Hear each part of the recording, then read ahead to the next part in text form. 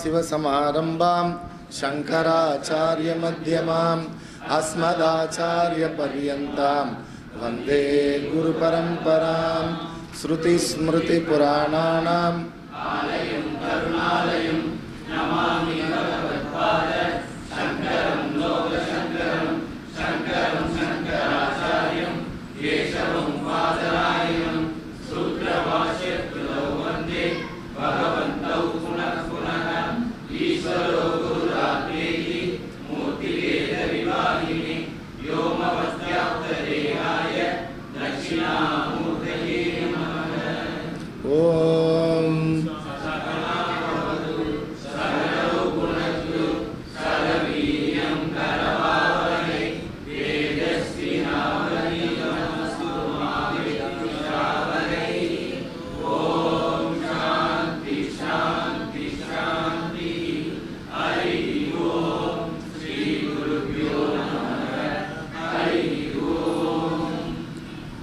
यस्मिन्नाते भवेत् सर्वं विज्ञातं परमात्मनि तं वन्दे नित्यविज्ञानम् आनन्दम् अहमव्ययं यदज्ञानात् अबुद्ध्वैतं ज्ञाते यस्मिन् निवर्तते रज्जु सर्ववत् अध्यन्तं तं वन्दे पुरुषोत्तमं यस्योपसे देशेद आदित्यां चिदात्मानः प्रकाशते नमः सद्गुरवे तस्मै स्वाविद्यात्वान्तभानवे।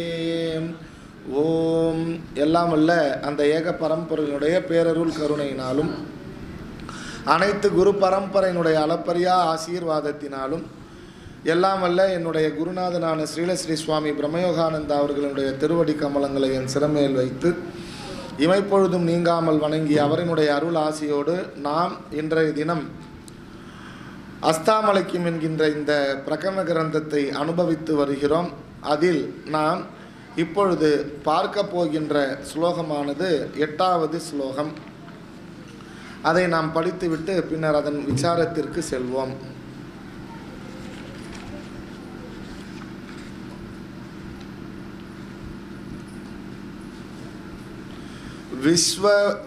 விஸ்வவத் பிரபாதம் யதா ரூபமக்ஷம்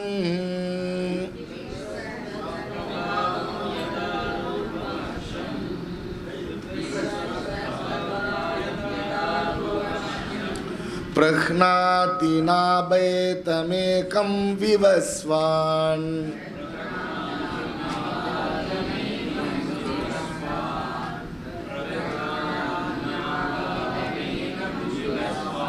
यदाबाद आपासयद्यक्षमेकः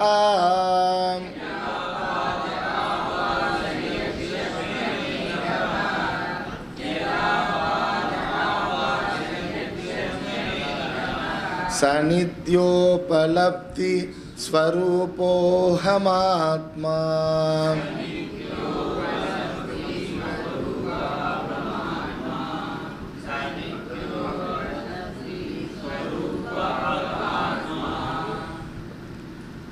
विवस्वत् प्रभातं यथा रूपमक्षं बृह्णाति नाबाधमेकं विवस्वान् यदाबाध आपासयद्यक्षमेकः सनित्योपलब्धि स्वरूपोऽहमात्मा। सनित्योपलब्धि स्वरूपोऽहमात्मा.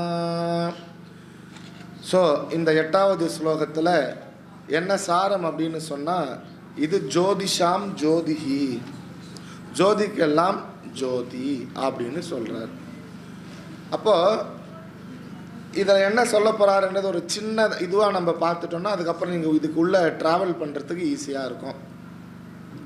இது கிட்டத்தட்ட நம்ம திருக்க திருஷ்ய விவேகத்தில் வர முதல் ஸ்லோகம் மாதிரி தான். என்ன அப்படின்னா, நம்ம நல்ல விழிப்பில் இருக்கிறச்ச இந்த உலகம், உலக பொருட்கள், இந்த விஷயங்கள் எல்லாம் நமக்கு தெரியுதில்ல. இதுக்கு எது காரணம்? நம்முடைய மனசு, இந்திரியங்கள் காரணம். அப்போது நான் நல்லா தூங்கிட்டேன், கண்ணை மூடி தூங்கிட்டேன், கனவு காணுகிறேன் என்று சொன்னால் இந்த வெளியே இருக்கிற உலகம் பிரகாசிக்கிறதா பிரகாசிக்கலையா? பிரகாசிக்கப்படுவது இல்லை. நான் கண்ணை மூடிட்டனாலே இந்த வெளியே உலகம் இல்லை. அதனால் என்னுடைய மனம், இந்திரியங்கள் தான் இந்த உலகத்தையும் உலகப் பொருட்களையும் விஷயங்களையும் பிரகாசிக்கிறது. அதனால் பிரகாசிக்கப்படுத்தப்பட்ட விஷயம் எதுன்னு சொன்னால் இந்த உலகம். பிரகாசிக்கப்பட வைக்கிறது எது அப்படின்னு சொன்னால் நம்முடைய மனம். ஓகேவா? இப்போ 2 விஷயம் நம்மளுக்கு தெரிஞ்சிருக்கு. என்னன்னா, மனசுனால இந்த உலகம் பிரகாசிக்கின்றது. புரியுதில்ல? இது சிம்பிளாக புரியணும். என்னுடைய மனம், இந்திரியங்கள்னால இந்த உலகம் வந்து பிரகாசிக்குது. ஏன்? நான் கண்ணை மூடின உடனே இந்த உலகம் தெரியலை. கண்ணை திறந்தால் இந்த உலகம், உலக பொருட்கள் எல்லாம் தெரிகிறது. இதுக்கப்புறம் அப்போ இந்த உலகம் பிரகாசப்படுத்தப்படுவதனால இந்த உலகம் பிரகாசியம், மனம் பிரகாசம்.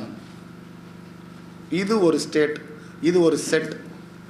இந்த மனசையும் இந்த இந்திரியங்களையும் எது பிரகாசப்படுத்துகிறது அப்படின்னா, மனசுக்கும் இந்திரியத்துக்கும் சொப்பிரகாசம் இல்லை. இதை சொப்பிரகாசமாக இருக்கிற இந்த ஆத்மா இந்த மனசையும் இந்திரியத்தையும் பிரகாசப்படுத்துது. அதனால் 2வது செட்டில் பிரகாசியம் மனசு, சக்ஷு, பிரகாசம் ஆத்மா, 2 செட்டு. ஓகேவா? இப்போ இதை வச்சு தான் இது நவுத்தின் போகிறார் இந்த ஸ்லோகத்தை. ஆத்மாவானது ஜோதிக்கெல்லாம் ஜோதியாக உள்ளது. இதுவே இதன் சாரம். அந்த ஒரே சூரியனே உதாரணமாக எடுத்துக்கொண்டு விளக்குகிறார். ஜோதிஷாம் ஜோதிஹி என்று விளக்குகிறார். தேர்ஃபோர் ஒளியை கொடுப்பதற்கு ஒளியாக இருக்கிறது. எது ஒளியை கொடுக்கிறதோ அந்த ஒளிக்கு அது ஒளியாக இருக்கிறது. இந்த உலகம் பிரகாசியம், அதாவது பிரகாசப்படுத்தப்படுவது. இந்த உலகம் பிரமேயமாக நம் இந்திரியத்தால் அனுபவிக்கப்படுகிறது. பிரமேயம்னா அனுபவிக்கப்படுகின்ற பொருள். ஒரு பொருளாக தான் நம்ம இதை அனுபவிச்சுன்னு இருக்கோம். Including my body, mind and senses. இது எந்த செட்டில் வரும்? முதல் செட்டில் வருமா, 2வது செட்டில் வருமா? 2வது செட்டில் தான் வரும். பாடி, மைண்ட் அண்டு சென்சஸ். இந்த மனசை எது பிரகாசிக்க வச்சது? ஆத்மா. அது அப்போ இது ஃபர்ஸ்ட் செட்டில் வருமா, செகண்ட் செட்டில் வருமா? செகண்ட் செட்டில் வரும். மனசு தான் இந்த உலகத்தை பிரகாசிக்க வைக்குது. அதனால் இது ஃபர்ஸ்ட் செட்டில் வந்துடும். சரி, இது ரொம்ப போட்டு நம்ம குழப்பிக்க தேவையில்லை, ஜஸ்ட் அப்படியே வச்சுக்கோங்க, அவ்வளோதான். தேர்ஃபோர் இந்த உலகம் பிரமேயமாக நம் இந்திரியங்களால் அனுபவிக்கப்படுகிறது. பிரகாசக கக. இந்த உலகத்தை எது பிரகாசிக்கப்படுத்துகிறது? அனுபவத்தில் பார்த்தால் நாம் உறங்கும் பொழுது இந்த உலகம் இருக்கின்ற உலகம் பிரகாசப்படுவது இல்லை. இப்போ இருக்கிற உலகம் நம்ம தூங்கும் பொழுது பிரகாசப்படுவது இல்லை. சரி, விழித்து கொள்ளும் பொழுது இந்த ஜகத், அதாவது பிரகாசம், இந்த உலகத்தினுடைய அறிவானது அறியப்படுகிறது. இதை பற்றி எனக்கு தெரியறது. ஸோ இந்த உறங்கி விழிப்பவன் யார்? யார் தூங்கி முழிச்சுன்னு இருக்கிறவன் யார்? இதில் ஆத்மா தூங்குதா முழிக்குதா? இல்லை இல்லை. அப்போ யார் தூங்கி முழிக்கிறது? உலகம் தூங்குதா முழிக்குதா? தூங்கி முழிக்கிறது யாரு? இந்த சூக்ஷ்ம சரீரம் தான் தூங்கி முழிக்குது. தேர்ஃபோர் இந்த உறங்கி விழிப்பவன் நம் சூக்ஷ்ம சரீரம். ஆகவே இந்த உலகத்தை யார் பிரகாசப்படுத்துகிறார் என்றால் நம் மனம், புத்தி, சூக்ஷ்ம சரீரம். தேர்ஃபோர் சூக்ஷ்ம சரீரம் யார்? பிரகாசக, பிரகாசப்படுத்துபவர். இந்த பிரகாசப்படுத்துபவர். இந்த பிரபஞ்சம் பிரகாசியம்.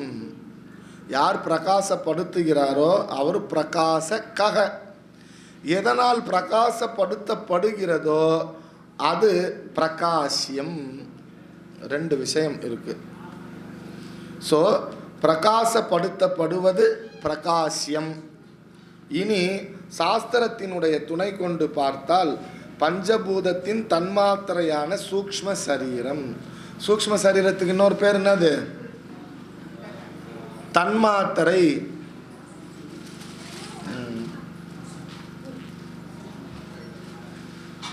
பஞ்சபூதம் எப்படி ஜடமோ அப்படி சூக்ஷ்ம சரீரம் ஜடம்தான், ஜடமாகத்தான் இருக்க வேண்டும். அதை யார் பிரகாசப்படுத்துகிறார்? ஜடமானதை யார் பிரகாசப்படுத்துறது? சூக்ஷ்ம சரீரத்தை பிரகாசப்படுத்துபவர் யார்? அது நான் என்று கூறுகிறார். யார் கூறுறது? அஸ்தாமலக்கியர் சொல்றார். இவ்வளோத்தையும் நான் என்று கூறுகிறார். நான் ஆத்மா. தேர்ஃபோர் ஆத்மா பிரகாசகஹ. எதை பிரகாசப்படுத்துகிறார்? நம் மனம், சூக்ஷ்ம சரீரம். சூக்ஷ்ம சரீரமானது எதை பிரகாசப்படுத்துகிறது? இந்த பிரபஞ்சத்தை பிரகாசப்படுத்துகிறது. அப்படி பார்த்தால் 3 விஷயம் இப்போ இருக்கு. இப்போ எடுத்த பாயிண்ட்டுக்கு இப்போ திருப்பி வந்துட்டார். 1 ஆத்மா, 2 மனம், 3 ஜகத்து. 3 பாயிண்ட் இப்போ வந்துடுது. 1 ஆத்மா.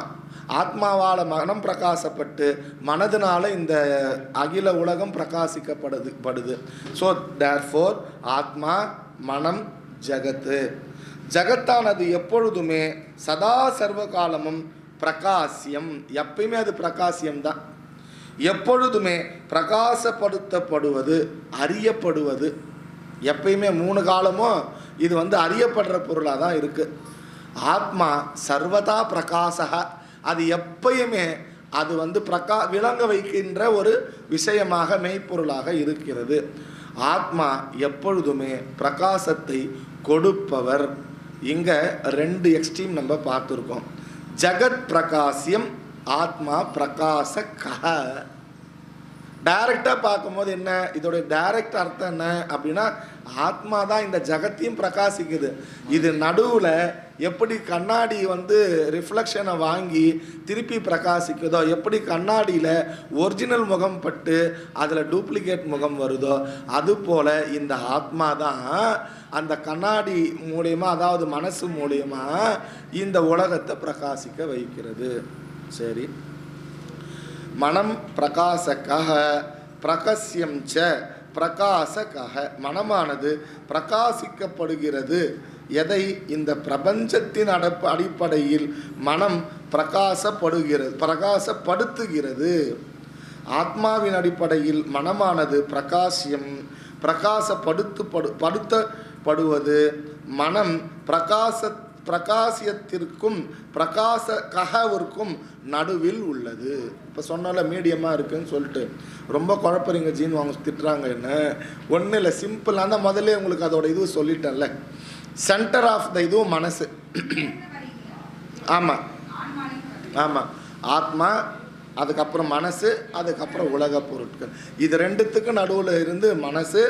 இந்த மனசு பிரகாசப்பட்டு அந்த பிரகாசத்தினால இந்த உலகம் பிரகாசிக்கிறது. தேர்ஃபோர் ஜகத்து, அதுக்கப்புறம் மனசு, அதுக்கப்புறம் ஆத்மா. இப்படி போனால் தேர்ஃபோர் ஜகத்தை விளங்க வைக்கிறது.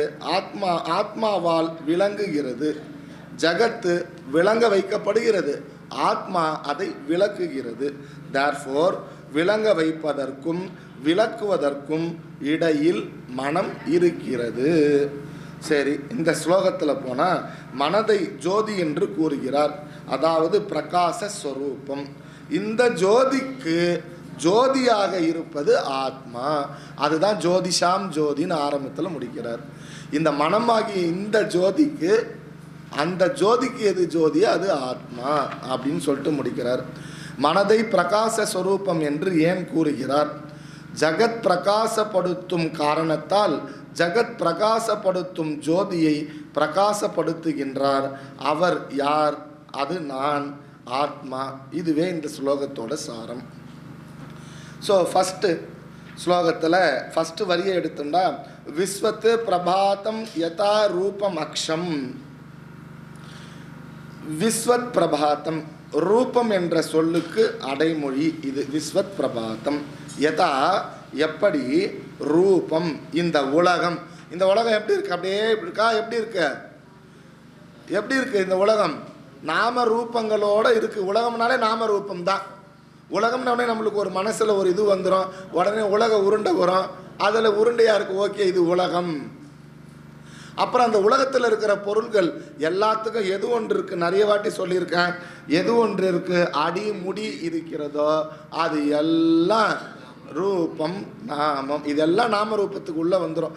எது எதெல்லாம் அடிமுடியோடு இருக்கோ அப்படின்னு கவுண்ட் பண்ணினா இந்த உலகம் எப்படி இருக்கு?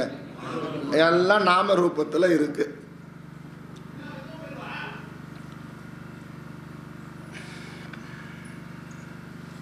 Therefore, இந்த உலக ரூப பொருட்கள், இந்த ரூபம் எப்படி இருக்கிறது? பகலில் இந்த ரூபம் சூரியன் இருக்கும் பொழுது இது எப்படி இருக்கிறது? சூரிய பிரகாசத்துடன் சேர்ந்து பார்த்தால் பதார்த்தங்களாக இருக்கிறது. பலையா இருக்கு, நிறைய இருக்கு. இரவில் எப்படி இருக்கு? இந்த சூரியன் பிரகாசம் இல்லாமல் இந்த பொருட்கள் இருக்கும். கண் எப்படிப்பட்ட ரூபத்தை பார்க்கும்? எப்பேற்பட்ட ரூபத்தை பார்க்கும்? எந்த ரூபமானது சூரிய ஒளியுடன் சேர்ந்து உள்ளதோ அதைத்தான் இந்த கண் பார்க்கும். இருட்டில் நம்ம போய் பார்த்தோன்னா பகல்லையே நம்மளுக்கு பசுமாடு தெரிய மாட்டேங்குது, நைட்டில் எங்கேருந்து எருமாடு தெரிய போகிறது? அதுக்கு சூரியன் தேவை. அதுதான் சொல்லுகிறார், விவஸ்வத், சூரியனால் பிரபாதம் வியாபிக்கப்பட்ட விளக்கப்பட்ட, விஸ்வத் பிரபாதம் சூரியனால் விளக்கப்பட்ட வெளிச்சப்படுத்தப்பட்ட ரூபம். அப்படிப்பட்ட ரூபத்தை சூரியன் வெளிச்சப்படுத்தப்பட்ட பொருளை அக்ஷம், அக்ஷம்னா கண்ணு, கண்கள், பிருஹ்னாதி அதாவது கிரகிக்கின்றது, விளங்குகின்றது. எப்படி? சூரியன் ஒளியுடன் சேர்ந்து பொருட்களை கண்ணானது கிரகிக்கின்றது, கிருஹ்னாதி. சூரியனால் பிரகாசப்படுத்தப்படாத பொருளை கண் திருஷ்டிக்காது. ஒளி இல்லாத பொருளை நம்மளால பார்க்கவே முடியாது. இப்போ இந்த இடத்துல இருட்டு இருக்கு, என்னால் இதில் மைக் இருக்கா, என்ன கலர், ஏது? வெளிச்சத்துக்கு ரெண்டு விஷயம், நம்மளுடைய கண்ணுக்கு ரெண்டு பவர் இருக்கு. ஒன்று வெளிச்சம், ரெண்டது கலர்களை பார்க்கறதுக்கு கண்ணுக்கு பவர் உண்டு. கண்ணால் தான் கலர் விதவிதமாக தெரியுது.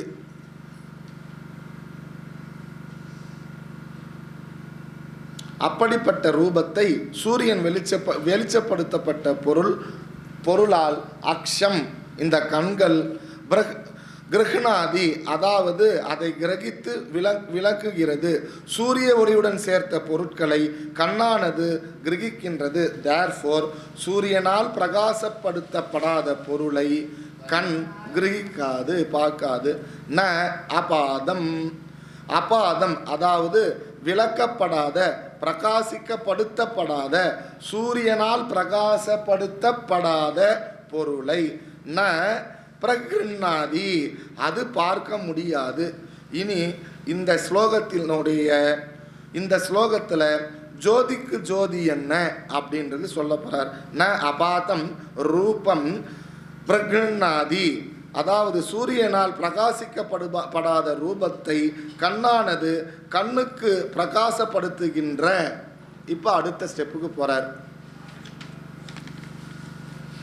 எந்த ஆத்மாவினால் சூரியன் பிரகாசப்படுத்தப்படுகிறதோ, எந்த ஆத்மாவினால் சூரியன் பிரகாசப்படுத்தப்பட்டு சூரியன் பிரகாசத்தை இந்த பிரபஞ்சம் பிரகாசிக்கின்றதோ, முதல் விஷயம், என் கண்ணு தான் வெளிச்சம் இருந்தால் தான் பார்க்குது.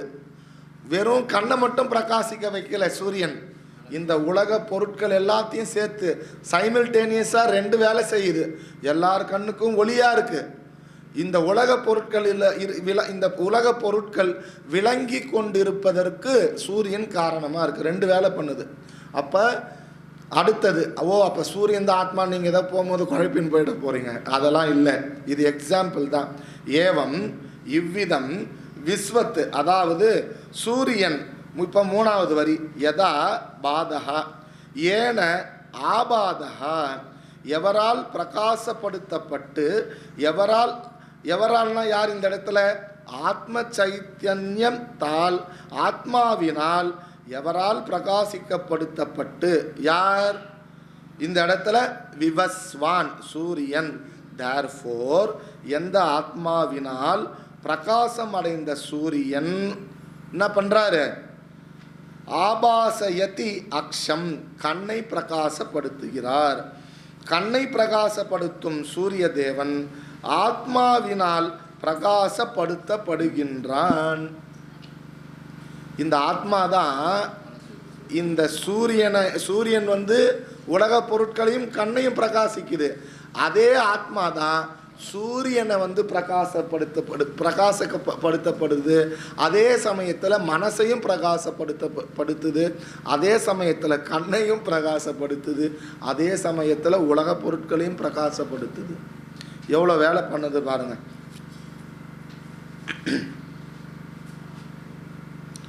ஆத்மாவால் சூரியன் பிரகாசப்படுத்தப்பட்டு அவர் கண்களை பிரகாசப்படுத்தி பிரபஞ்ச பொருட்களையும் பிரகாசப்படுத்துகிறார். சரி, அவர் எந்த சூரியன்? எத்தனை சூரியன் இத்தனை வேலையை பார்க்குறாரு? ஏகஹ, ஒருவர். அப்பேற்பட்ட அந்த ஒருவர் யாரு? சனித்யோபலப்தி ஸ்வரூபோஹமாத்மா. எந்த ஒன்று உலகத்தை பிரகாசப்படுத்துகிறதோ அதை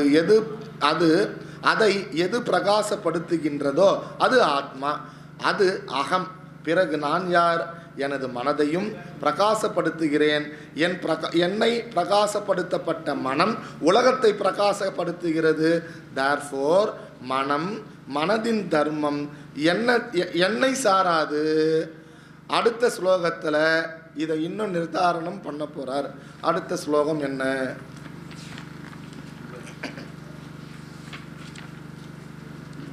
ஸ்லோகம் நம்பர் 9.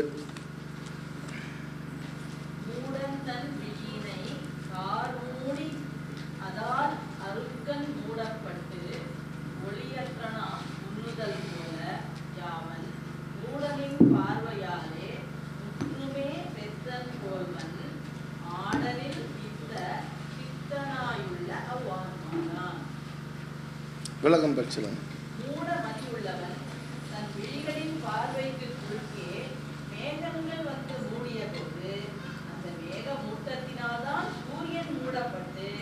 அதனால் சூரியன் ஒளி இழந்து விட்டவனாக நினைப்பது போல அஞ்ஞான இருளில் மூழ்கிய மூடனின் அறியாமை என்னும் பார்வையினாலே எந்த ஆத்மாவானது சம்சார பந்தத்தினால் கட்டப்பட்ட ஜீவனை போன்று அசையில்லாத நித்திய பரோட்சமாயுள்ள நான் என்னும் உணர்வின் புராண ரூபமாயுள்ளதோ அந்த ஆத்மாவே நான். ஓகே, இப்போ நான் படிக்கிறேன், என் கூட சொல்லணும். யதா சூர்ய ஏகோப்ஸ்வ கே கே யதா சூர்யோ யோகஸ்ப நேகஸ்சலாசு. இதை பிரித்து படிக்கணும்னா யதா சூரிய ஏகஹ அப்ச அப்ச அநேகஸ் சலாசு அப்படின்னு படிக்கணும். ரெண்டாவது லைன் ஸ்திராஸ்வப்யனன்வக்வ்யபாஸ்வரூபஹ.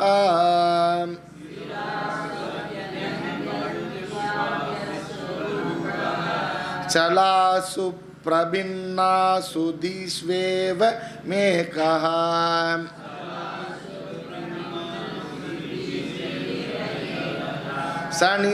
சனித்யோபலப்தி ஸ்வரூபோஹமாத்மா.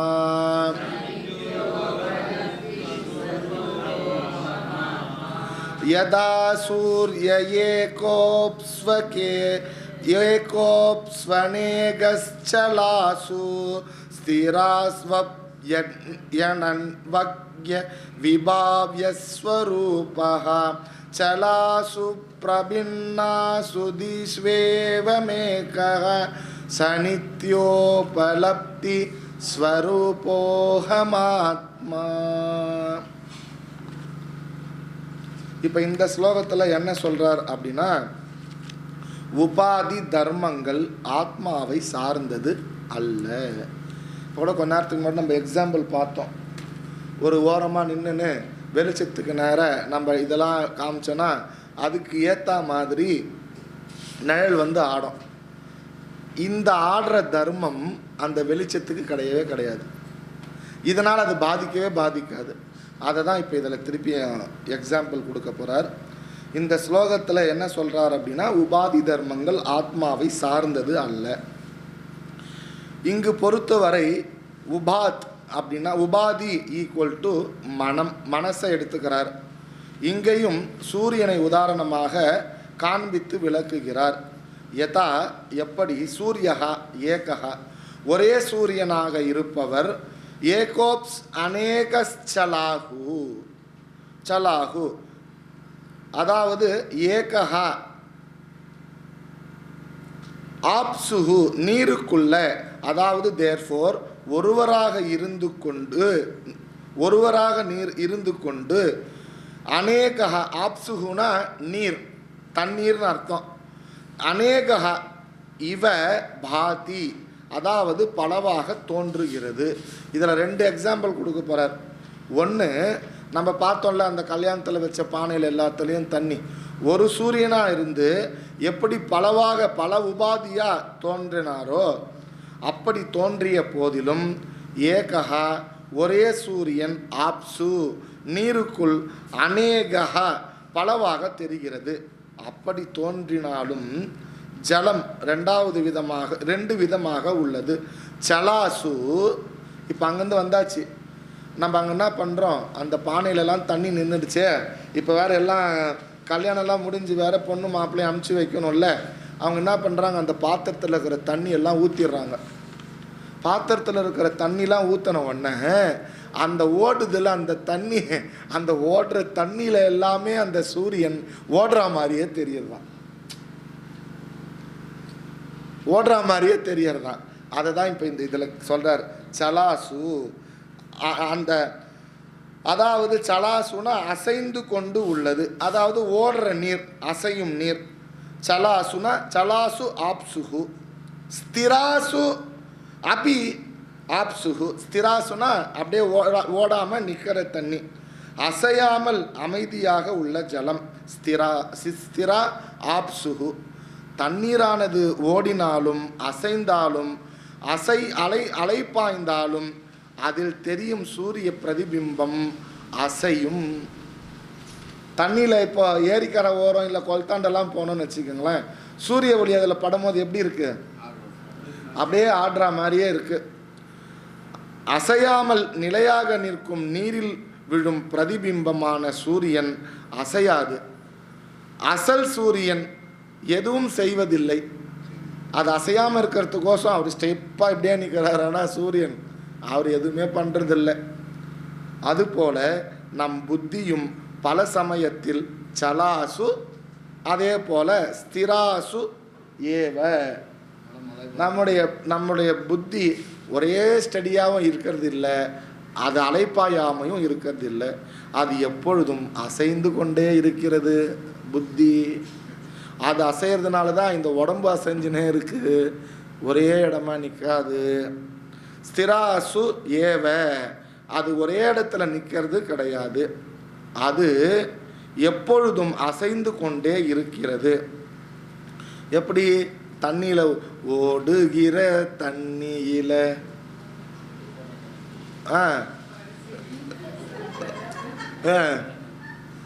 அது போல அலைப்பாயுதே கண்ணா என் மனம் இங்கு அலைப்பாயுதே, உன் ஆனந்த மோகன வேணு காணமதில் அலைப்பாயுதே.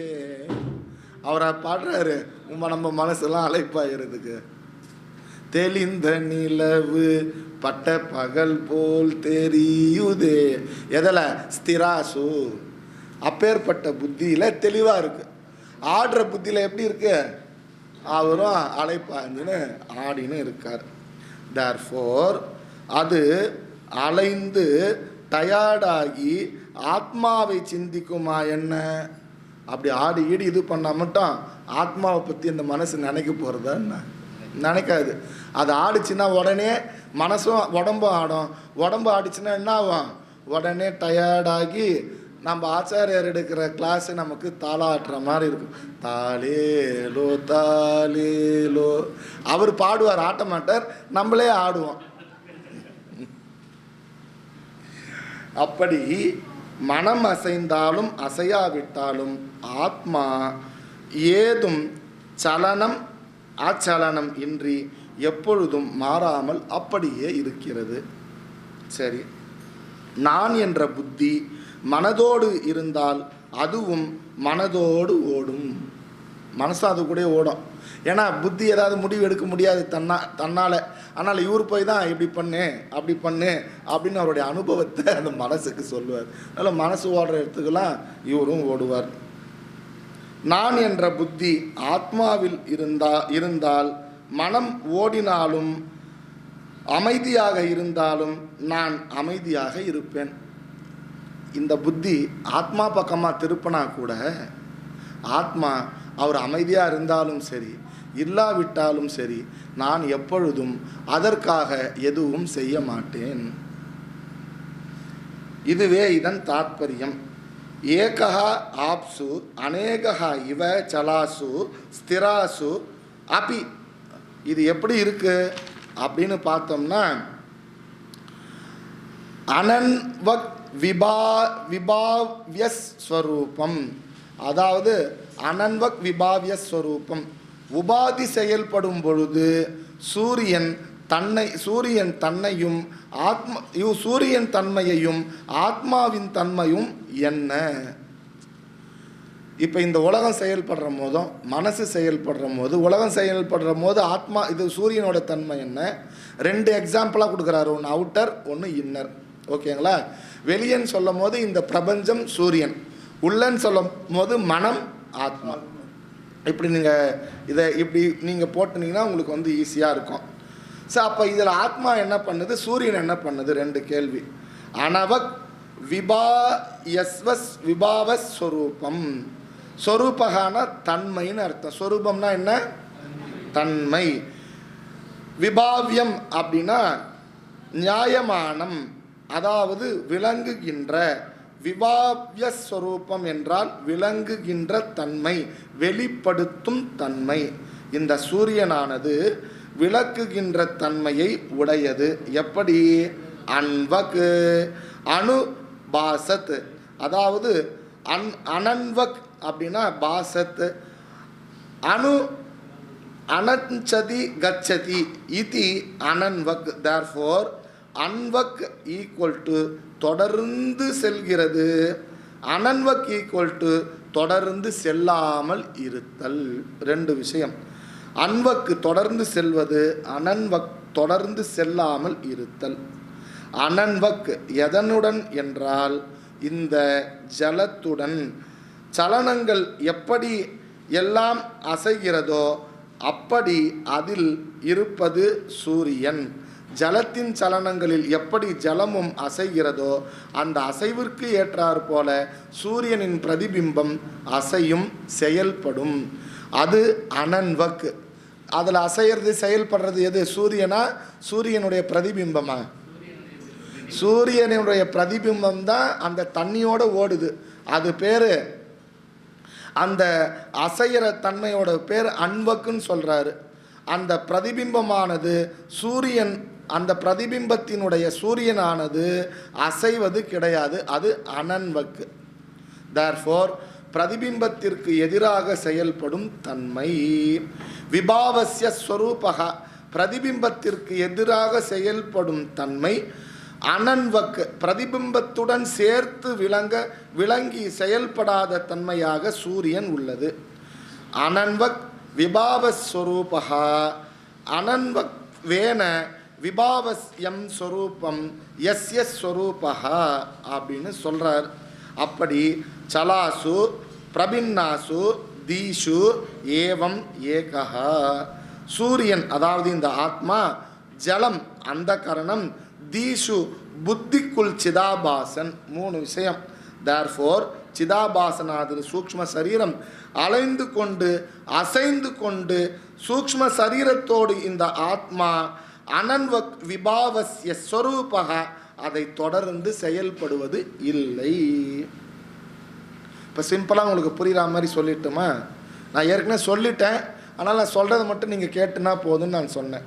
அதாவது தண்ணி ஓடுது, அந்த தண்ணியில் சூரிய ஒளியானது படுது. அப்படி படுறச்ச அந்த தண்ணி ஓடும் போது அது கூடவே அந்த சூரிய ஒளியும் ஓடுற மாதிரி நமக்கு தெரியறது. ஆக்சுவலி ஓடுறது சூரியனுடைய நிழல், அதாவது சூரியனுடைய பிரதிபிம்பம். அதனால் சூரியனுக்கு ஏதாவது பாதிப்பு இருக்கான்னா பாதிப்பு இல்லை, ஏன்னா அவர் எதையுமே செய்யறது இல்லை. அதுபோல் நம்முடைய மனசு, இந்திரியங்கள் இதெல்லாம் ஓடும் போது பின்னாடி புத்தியும் ஓடுது. அந்த புத்திக்கு பின்னாடி ஆத்மாவினுடைய நிழலாக இருக்கின்ற சிதாபாசனம் ஓடுது. அதனால் ஆத்மா எதையும் செய்யறது இல்லை. செய்யாமல் இருக்கிறதுனால ஆத்மா எந்த பாதிப்பையும் அடையிறது இல்லை. அதுதான் சிம்பிளாக சொல்லி முடிக்கிறார்.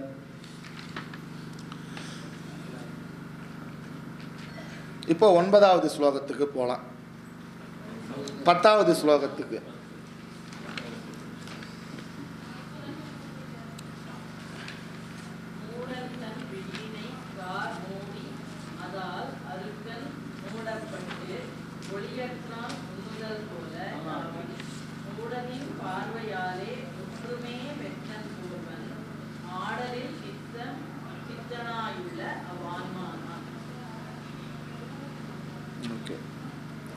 இப்போ போன ஸ்லோகத்தோடைய விளக்கம் பார்த்துட்டோன்னா ஒரு இதுவாக புரியும். எப்படி ஒன்றேயான சூரியன் ஓடும் நீரில் அதன் பிரதிபிம்பம் நீரின் தன்மைக்கு செயல்படுகிறதோ, நிலையாக நிற்கும் நீரில் அதன் தன்மைக்கு ஏற்றாறு போல சூரியன் பிரதிபிம்பம் அப்படியே உள்ளதோ, இவை இரண்டிலும் மாறாமல் சூரியன் எந்த செயலுக்கும் மாறாமல் அப்படியே இருக்கிறதோ, அதுபோல ஆத்மா பலவாக உள்ள புத்தி அந்த கரணத்தில் பிரதிபலிக்கும் சிதாபாசம் புத்தி அலைப்பாய்ந்தால் அலையும். ஆனால் ஆத்மா அலைவது, அதாவது செயல்படுவது கிடையாது. ஆத்மா உபாதி தர்மங்களை சார்ந்தது அல்ல. அப்பேற்பட்ட என்றும் மாறாத தன்மையுடைய நித்திய அறிவு சொரூபமாக விளங்கும் ஆத்மாவே நான் அப்படின்னு சொல்லிட்டு முடிக்கிறார். இப்போ 10வது ஸ்லோகத்தை நான் படிக்கிறேன்.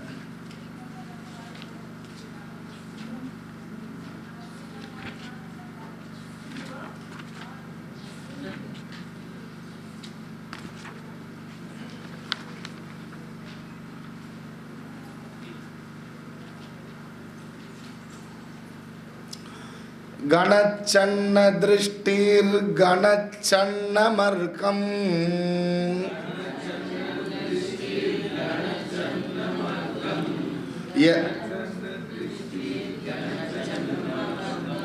யதா நிஷ்பிரபம் மன்யதே சாதிமூடாஹ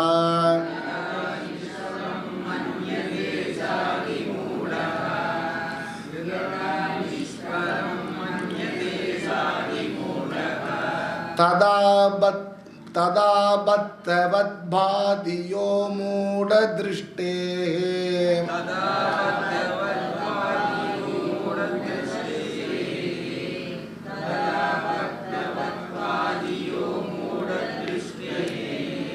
சநித்யோபலப்தி ஸ்வரூபோஹமாத்மா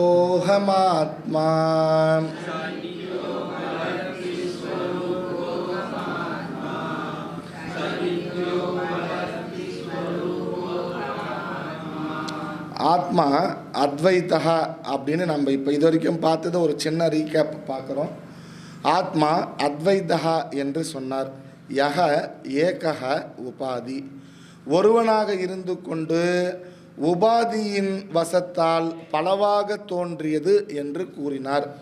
பிறகு பல உபாதி விளங்கும் பொழுது எப்படி ஒரே ஆத்மா பல உபாதிகளை விலக்கி வைக்கிறது என்று அடுத்த கேள்வி.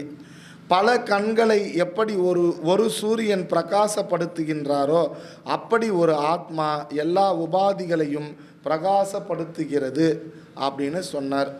பிறகு 8வது ஸ்லோகத்தில் ஜோதிஷாம் ஜோதிஹி என்று இந்திரியங்கள், மனம் இவைகளை எல்லாம் ஜடமான பிரபஞ்சத்தை பிரகாசிக்கப்படுத்துகின்றது. அப்படி ஜடமான பிரபஞ்சத்தை விளக்குகின்ற மனதையும் இந்திரியங்களையும் எது விளக்குகிறதோ அது நான், அந்த ஆத்மா அப்படின்னு சொன்னார். 9வது ஸ்லோகத்தில் உபாதி தர்மங்கள் எல்லாம் ஆத்மாவிடம் இல்லை. அனன்வக் விபாவஸ்வரூபா என்பது ஆத்மாவுக்கு கொடுத்த லட்சணம். புத்தியானது செயல்பட்டு கொண்டு இருக்கும் பொழுது அதை தொடர்ந்து ஆத்மா செயல்படுவது இல்லை. ஆத்மாவானது புத்தியின் செயலுக்கு அப்பாற்பட்டு இருக்கின்றது என்று சொல்லி சனித்யோபலப்தி ஸ்வரூபோகம் ஆத்மா அப்படின்னு முடித்தார். ஸோ இந்த ஸ்லோகத்தில் அஸ்தாமலக்கியர் 2 கருத்து தரார். அவித்யா ஆத்மாவை மறைக்கின்றது என்று எதை சொல்லுகிறோம்? அவித்யா ஆத்மாவை மறைக்கிறது அப்படின்னு சொல்லிட்டு நம்ம எதை சொல்கிறோம்? அது உண்மையில் ஆத்மாவை மறைக்கவில்லை, நம்முடைய அறிவை மறைக்கிறது. இதுதான் இந்த ஸ்லோகத்தோட கருத்து. பந்தம் என்பது மித்யா, பந்தஸ்ய மித்யாத்துவம், பந்தம் என்பது மித்யா. இப்போ ஃபஸ்ட்டு கருத்து, லோக்கலாக நம்ம வேதாந்தத்தில் வந்த பிறகு அவித்தையானது ஆத்மாவை மறைக்கிறது என்று சொல்லுகிறோம். அவித்தையானது ஆத்மாவை மறைக்கிறது என்று சொல்லுகிறோம். இது என்ன நியதி? ஆத்மா இருக்கிறதுலே பெருசு. இது ஏற்கனவே நம்ம பார்த்துருக்கோம். இன்னொரு வாட்டியும் நான் சொல்கிறேன். ஒரு பொருள் இன்னொரு பொருளை மறைக்கிறது என்றால் மறைக்கின்ற பொருள் மறைக்கப்படுகின்ற பொருளை விட சிறியதாக இருக்க வேண்டும்.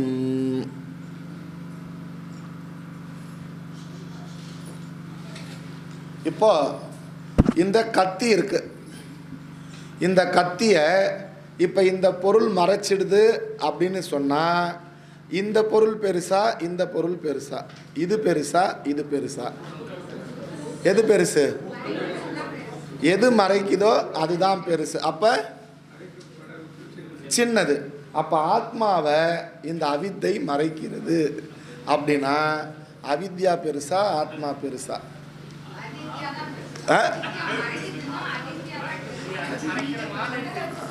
அவித்யா தான்.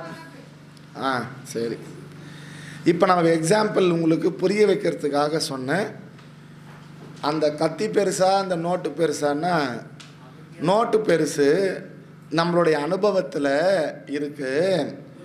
ஆனால் இப்போது இதை உங்கள் கண்ணுக்கு கிட்ட இப்படி வச்சுட்டு கண்ணுக்கு கிட்ட வச்சுட்டு இந்த நோட்டு காமிச்சேன்னா இது பெருசா இந்த நோட்டு பெருசா?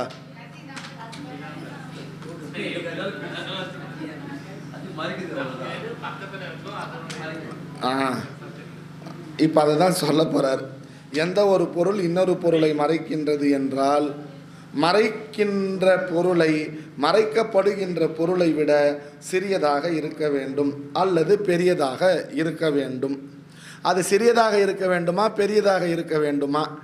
ஒரு புத்தகத்தை அதான் இப்போ நான் உங்களுக்கு எல்லாமே எக்ஸாம்பிள் காமிச்சாச்சு. அப்படி அவித்யா அஜ்ஞானமானது ஆத்மாவை மறைக்கிறது என்றால் ஆத்மா எவ்வளவு தூரம் வியாபித்துள்ளதோ அவ்வளவு தூரம் அஜ்ஞானம் வியாபித்து இருக்க வேண்டும். ஆத்மா எவ்வளோ பெருசாக இருக்கோ அந்த பெருசுக்கு மேலே பெருசாக தான் அந்த அவித்தை இருக்கணும். தேர்ஃபோர் அவித்யா வியாபிக்காத இடத்தில் ஆத்மாவை பார்த்து விடலாம். பார்த்துடலாம்ல. எந்த இடத்துல மறைக்கலையோ அந்த இடத்துல ஆத்மாவை நம்ம பார்த்துடலாம். சரி, இப்படி ஒரு சந்தேகம். இந்த சந்தேகத்திற்கு உதாரணம் அஸ்தாமலக்கியர் கொடுத்து அந்த சந்தேகத்தை நீக்குகிறார். எப்படி? கணச்சென்ன திருஷ்டிஹி கணச்சென்னம் அர்க்கம் மன்யதே. இந்த மேகமானது சூரியனை மறைத்திருக்கிறது என்று அனுபவத்தில் சொல்லுவது உண்டு. இப்போ வெளியே போய் பார்த்தா சூரியன் என்ன மறைச்சிருக்க? மேகம் தானே மறைச்சிருக்க. சரி. ஆனால் மேகம் சூரியனை மறைக்கிறது என்றால் சூரியனை விட மேகம் பெரியதா? இல்லை. அப்போ சூரியனை விட மேகம் அதிக வியாபகமாக இருந்தால் தானே சூரியனை மறைக்க முடியும். சூரியன் ஒன்றும் பெருசு இல்லையே, பெருசாக அது மேகம் மறைச்சிடுச்சே, பெருசாக அது சின்னது தானே? இல்லை. சூரியனை மேகம் மறைக்கிறது என்று சொன்னால் பிரச்சனை சூரியனில் இருக்கா, மேகத்தில் இருக்கா, பார்க்கிறவன் திருஷ்டியில் இருக்கா? இப்போ காமிச்சோம், கத்தியை கிட்ட வச்சு காமிச்சு, அப்புறம் நோட்டை வச்சு காமிச்சு, இதெல்லாம் பண்ணதுக்கப்புறமா நமக்கு ஈஸியாக புரியுறது. நீ இதையே பண்ணாமல் வெறும் புக்கை படிச்சுட்ட அப்படின்னா புரியவே புரியாது. சரி, சூரியன் மறைக்கிறது என்று சொன்னாலும் உண்மையில் சூரியனை மேகம் மறைக்கும் சக்தி கிடையாது. பிறகு மேகம் எதை மறைக்கிறது? நம் திருஷ்டியை, கண்ணை இந்த மேகமானது மறைக்கிறது. தேர்ஃபோர் கண்ணை மறைக்கிறதே தவிர சூரியனை பார்க்கும் திருஷ்டியை மறைக்கிறது. அதனால் சூரியனை மேகம் மறைப்பதாக எப்படி விவகாரம் செய்கின்றோமோ அதே போல நம்ம எப்படி சொல்கிறோம், இருட்டி போச்சுன்னா என்ன, அப்போ சூரியன் இல்லாமல் போச்சா? சூரியன் இருக்கு. இந்த மேகமூட்டமானது நம்முடைய திருஷ்டியை மறைத்து இருக்கின்றது. அதுபோல ஜீவனின் அறிவை தான் அஞ்ஞானம் மறைக்கின்றதே தவிர ஆத்மாவை அஞ்ஞானம் மறைப்பது கிடையாது. இதுவே இதற்கு உதாரணம். கணச்சன்ன திருஷ்டிகி, கணச்சன்னம்னா மேகம், கணேன மேகேன சன்னா, மேகத்தால் சன்னானா மறைக்கப்பட்ட, திருஷ்டிகினா பார்வையை, அதாவது தர்சனம் உடையவனாக இருக்கின்றானோ எவன் ஒருவனுடைய பார்வை மேகத்தினால் மறைக்கப்பட்டதாக இருக்கின்றதோ அவன் என்ன நினைக்கின்றான்? அறியாமையினால் கணச்சன்னம் அர்கம்னா சூரியன். அர்காய நமஹ, யாரெல்லாம் சூரிய நமஸ்காரம் பண்ணுறாங்களோ, பானவே நமஹ, ரவையே நமஹ, மரீச்சையே நமஹ, இதெல்லாம் சொல்லுவோம். அது மாதிரி இதில் அர்காய நமஹ, அர்கம் அப்படின்னா சூரியன் அர்த்தம். சூரியன் மேகத்தால் மறைக்கப்பட்டுள்ளது என்று பிறகு அவன் சூரியனை பற்றி இன்னொன்று கூறுகிறான். நிஷ்பிரபம், பிரகாசமற்ற சூரியனில் பிரகாசம் இல்லை. சூரியன் இருட்டா போச்சு, மறைஞ்சு போச்சு. சூரியன் மறைதான், மறையிறதே கிடையாது சூரிய பிரகாசமற்று இருக்கிறது. தேர்ஃபோர் சூரியன் மேகத்தால் மறைக்கப்பட்டு சூரிய பிரகாசம் இழந்து சூரியனுக்கு பிரகாசம் இல்லாமல் போகிறது போல் அவனுக்கு தோன்றுகிறது. மன்யத்தே, இவ்வாறாக இவன் நினைக்கின்றான். எவன் தன் திருஷ்டியானது மேகத்தினால் மறைக்கப்பட்டுள்ளது, அதனால் சூரியன் மறைக்கப்பட்டதாக, அந்த சூரியன் பிரபா ஒளியில்லாததாகவும் நினைக்கின்றான். அப்படி யார் நினைக்கின்றானோ அவன் முட்டாள் அப்படின்னு சொல்றாரு. அஞ்ஞானி மூடன், அறியாமையில் இருப்பவன். மூடகா என்றால் ஏன் இவ்வாறாக தவறாக நினைக்கின்றான்?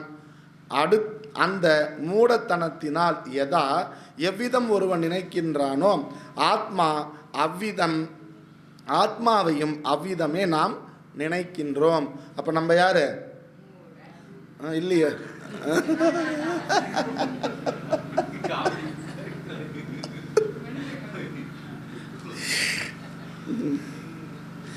ஸோ ஃபஸ்ட்டு வரி, யதா கணச்சன்ன திருஷ்டிகி, ஒருவனுடைய கண் எப்படி மேகத்தால் மறைக்கப்பட்டு இருக்குமோ அப்பொழுது மேகமானது மறைக்கப்பட்டதாக, சூரிய ஒளி இழந்ததாக எப்படி அதிமூடன் நினைக்கின்றானோ, அஞ்ஞான ஆவரணம் எப்பொழுது மறைக்கிறதோ அது ஆத்மாவை மறைக்கவில்லை, ஆத்மாவை மறைக்க முடியாது, அது அறிவை மறைக்கின்றது. நம்மளோட அறிவை மறைக்குது, அவ்வளோதான் வித்தியாசம்.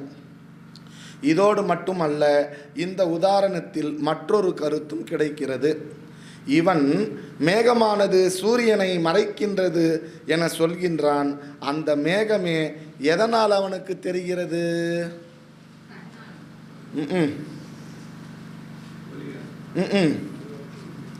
அந்த மேகமே சூரியன் இல்லைன்னா அந்த மேகம் தெரியுமா? ராத்திரியில் யாராவது மேகத்தை பார்க்குறீங்க?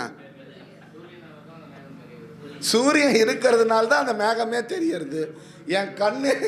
என் கண்ணு மறைச்சாலும் சூரியன் இருந்துட்டே இருக்கு.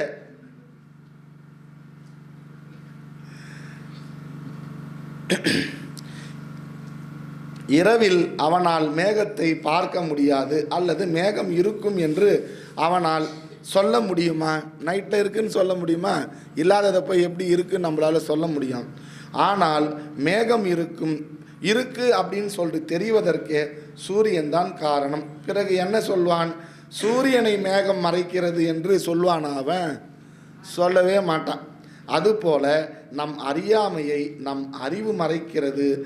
எப்படி இது தெரிகிறது? அது ஆத்ம பிரகாசப்படுத்துவதால் தான். அதுவும் எனக்கு புரியுறது. எனக்கு தெரியலன்னு சொல்கிறதுக்கும் தெரியுதுன்னு சொல்கிறதுக்கும் அங்கே அறிவுன்னு ஒன்று இருக்கணும். அந்த அறிவு ஸ்வரூபம் இருந்தால்தான் எனக்கு இது தெரியும் இது தெரியாது அப்படின்றத சொல்ல முடியும்.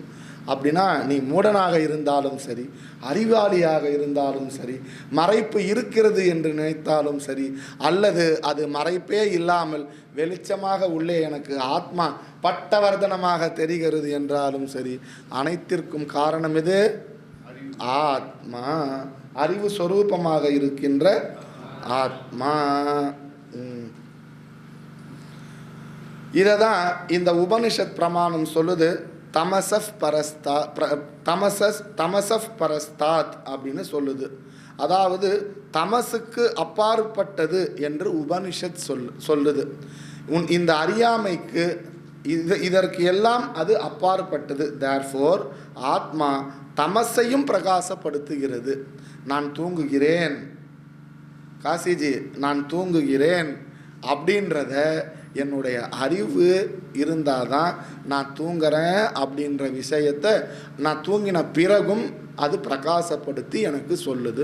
இது பேர் பிரத்யபிஞா.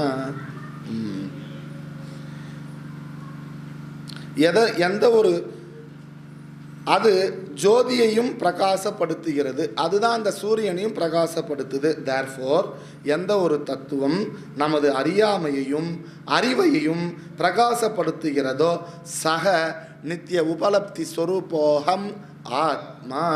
இப்போ மூணாவது வரி அடுத்த ரெண்டாவது கருத்தை இப்போ திருப்பியும் சொல்ல போகிறார். பந்தம் என்பது ரொம்ப முக்கியமான இடம். இதுதான் பந்தம் என்பது மித்யா. இதை நாம் இப்பொழுது விசாரம் செய்வோம். பந்தம் யாரை சார்ந்தது? ஆத்மாவை சார்ந்ததா, மனசை சார்ந்ததா, உலக பொருட்களை சார்ந்ததா? யாரை சார்ந்தது? சிதாபாசனை சார்ந்ததா? எல்லாம் கும்பலா வெளியே போயிட்டு வந்து ஒரு முடிவு எடுத்துட்டு நல்ல முடிவா எனக்கு சொல்லுங்க. இந்த கேள்வி 3 கேள்வி. ஆத்மாவை சார்ந்ததா, இல்ல ஒரே கேள்வியா அனாத்மாவை சார்ந்ததா? அனாத்மாவை சார்ந்தது பந்தம். அனாத்மாவுக்கு உணர்வு இருக்கா, உணர்வு இல்லையா? ஒரு ஜடமான ஒன்றுத்துக்கு எப்படி அதுக்கு உணர முடியும்? ஜடமான ஒன்று, அது ஜடம்னு நம்ம டிக்ளேர் பண்ணி முடிச்சிட்டோம். ஜடமான அந்த அனாத்மானா நம்முடைய மனம், உடம்பு, புத்தி, அதுக்கப்புறம் இங்கே வெளியே இருக்கிற உலக பொருட்கள், விஷயம். எப்போ ரிஃப்ளெக்ஷன் கான்சியஸ் சிதாபாசனுக்கு இது இருக்கா? எப்படி இருக்கும்போது சிதாபாசனுக்கு உணர்வு இருக்கா? சிதாபாசனே பொய்யின் தள்ளியாச்சு, மனசே பொய்யின் தள்ளியாச்சு. பொய்யான மனசுக்கு, ஜடமான மனசுக்கு இப்போ இந்த டேபிளுக்கு துக்கம் இருக்கா? இல்லை நான் உக்காந்துன்னு இருக்கிறேனே இந்த சேருக்கு துக்கம் இருக்கா? அட பாவி, இவ்வளோ பெரிய வெயிட்டில் காலையில் இருந்து இன்னார் வரைக்கும் உக்காந்து இருக்கியே, சரி எழுந்து போனேன், இன்னார் எப்போ கீழே தள்ளி இருக்கும். பந்தம்னு ஒன்று இருந்தா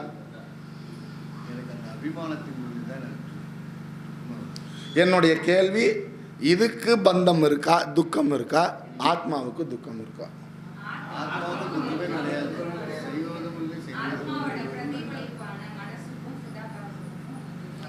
எப்படி துக்கம் இருக்கு? அதுக்கு தான் உணர்வே கிடையாது. உணர்வு இல்லாத பொருள் நம்ம சொல்லியாச்சு. ரிஃப்ளெக்ஷனும் ஜடம்னு சொல்லியாச்சு.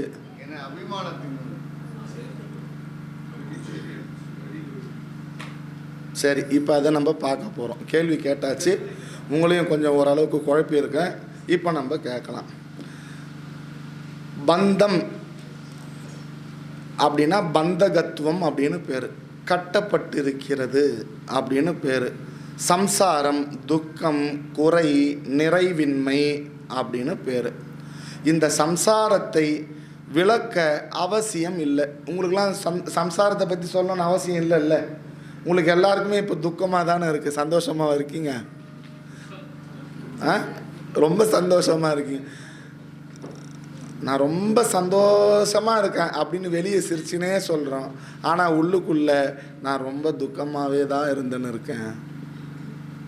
இதுக்கு ஒரு தனியாக விளக்கமே தேவையில்லை. ஏன்னா அவங்கவுங்களுக்கே அது பிரத்யட்சமாக இருக்குது. அதனால் அவங்களால அனுபவிக்க முடியுது.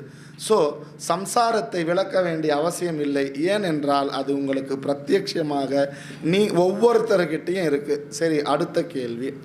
சம்சாரம் கஸ்ய, இந்த சம்சாரம் யாருக்கு? பந்தக.